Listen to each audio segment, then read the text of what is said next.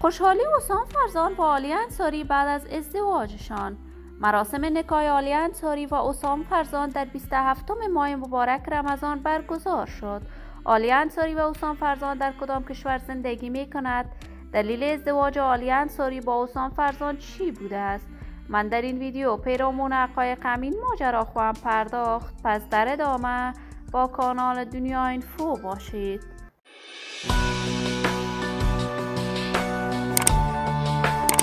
سلام و سلامتی ایام به کامتان باد. شما را خوش آمدید میگم به یکی دیگر از ویدیوهای جذاب کانال دنیا اینفو.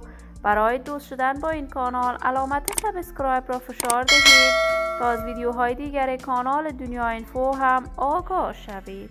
عالی انصاری هنرمند خوش صدای کشور، یکی از صداهای ماندگار، بی‌بدیل و ناماشنای کشور در هنر موسیقی بوده است.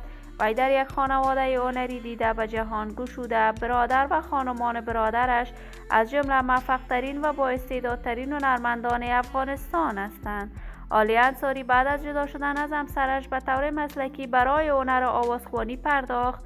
وی با اجرای کنسرت‌های مختلف در داخل و خارج از کشور و شهرت و محبوبیت هنری‌اش افزود. آهنگ‌های محلی عالی انصاری را به اوج شهرت هنری رساند.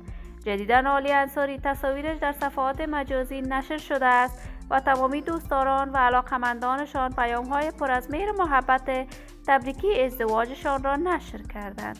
عالی انصاری با حسام فرزان آهنگ‌های دوگانه بیشمار سرود و رابطه عاشقانه خوب میان این دو جریان داشت. اما تاکنون معلوم نیست تصاویر نشر شده آیا با واقعیت جریان عروسی عالی انصاری با حسام فرزان بوده است و یا هم از جریان برگزاری ثبت آهنگ جدیدشان. ولی من آرزوی موفقیت، سعادت و کامیابی برای تمامی جوانان کشور خود از بارگاه عزت لایزال تمنا دارم. دوستداران و همراهان عزیزم، شما هم نظریات نیکتان را در بخش کامنت با من شریک بسازید.